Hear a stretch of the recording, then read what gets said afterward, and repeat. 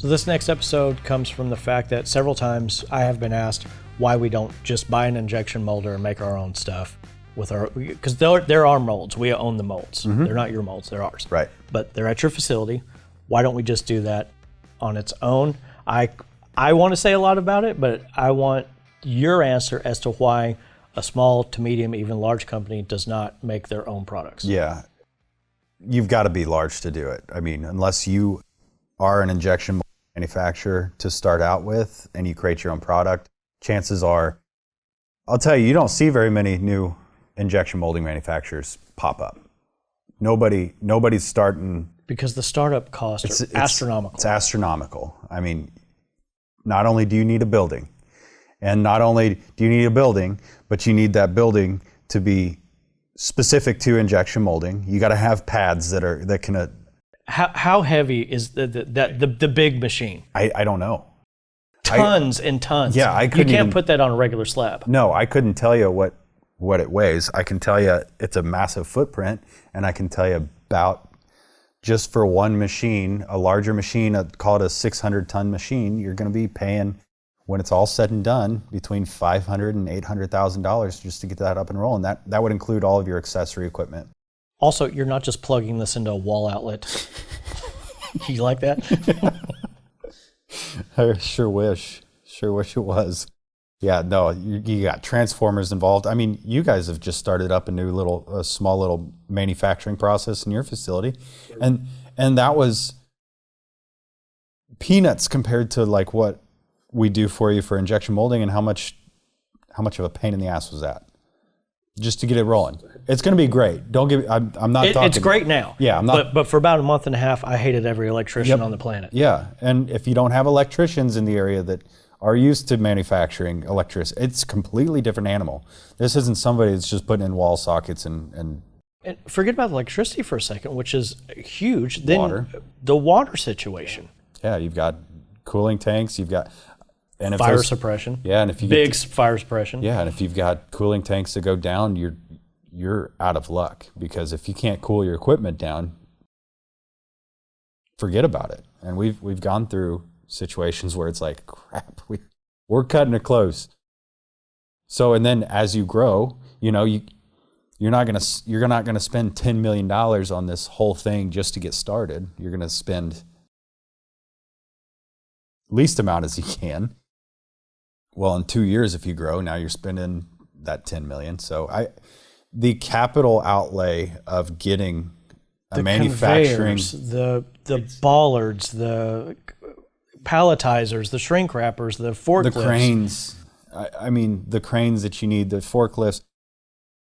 Every time you turn around, you're spending $1,000 minimum. And that's as an established injection molding manufacturer. So to get started, I couldn't imagine. I don't know what that number would be. You used to have these small, like garage, we used to call them garage molders, where people they would do it in their garage, literally, making their own widgets. That's come and gone. That's just I can the inflation of machine costs is just. Well, there's also the specialized workforce that comes into play, and not only you having to warehouse your own finished projects, but now you're having to warehouse materials. You're paying your employee costs have just gone through the roof. You got to get somebody that knows tooling. You got to get somebody that knows injection molding. You got to get somebody that knows.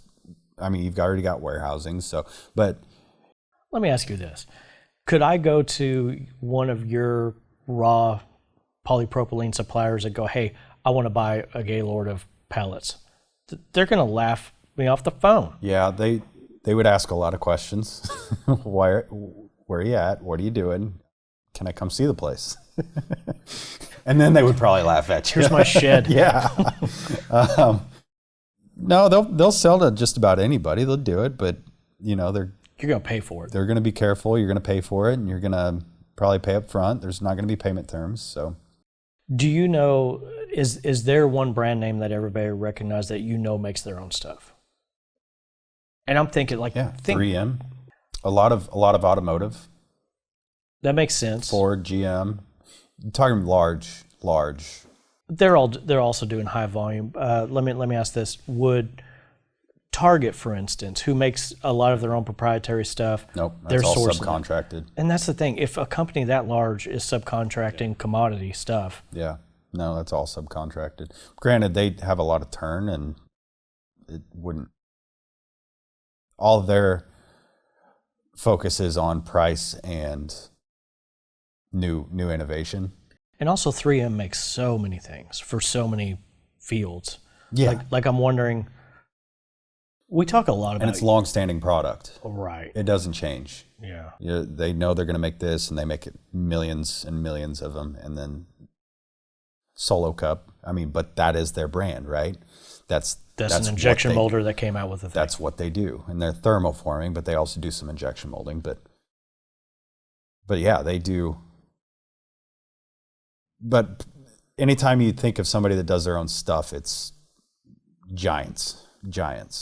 What about a company like Yeti? Yeah.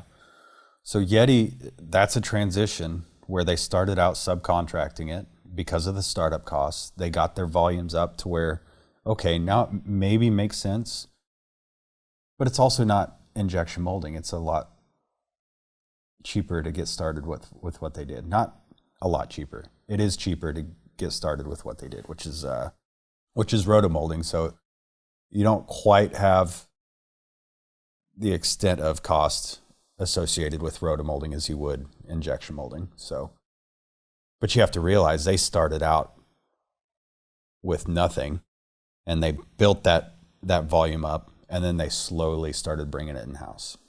I would think like Bic Pens probably makes their own pens. I would think so. Gillette shaving company, I'm sure they... But hell, they've been making the same pens and razors for 50 years. Yeah, slight changes year over year. You also think, too, very small machines. Now they're probably large now with all the cavitation that they have, but small machines, small parts, small tooling. So, but it's also important to realize that's a whole separate business than, like let's say Yeti's making their own coolers at this point. That's a whole separate operation, a whole separate line of business adjacent to. And they still subcontract a lot. Of course. Yeah, think of the handles. And I've been in facilities that have done it. They're not making their own stickers. No, and all that, like even the plastic side though, they subcontract that a lot. They do their main business and then subcontract any of the smaller stuff that doesn't make sense for them to do. It's a natural progression for companies, and now Yeti's an established company, but when they first started out, good Lord, please don't go do that. I've heard, actually, one comes to mind right now that had a great idea and just jumped in, bought a facility. They had the money to do it. Bought a facility, bought all these machines. I think they had like 12 machines that they bought just outright. I don't know if those things have been turned on. Well, it was just a very quick episode to explain that you're in excess of hundreds of millions of dollars a year over year, to even begin to think about even having one machine, much less a fleet of machines. Or one last thing I'll say too is you're going to be a lot healthier company if you quote worst case scenario where you're subcontracting this, and then as you bring it in-house, your efficiencies just went through the roof, your margins doubled or tripled. That's a good point. Doing it. So you're going to be healthier going that route anyway, because you don't have to change the price to the customer. But if you start out doing it yourself, you're going to be a lot cheaper than you actually need to be. Great info. Thank you. All right. Thanks. Thanks for joining us for this episode. If you want to learn any more information, please take a look at our website, usaMadeManufacturing.com, and we'll see you in the next episode.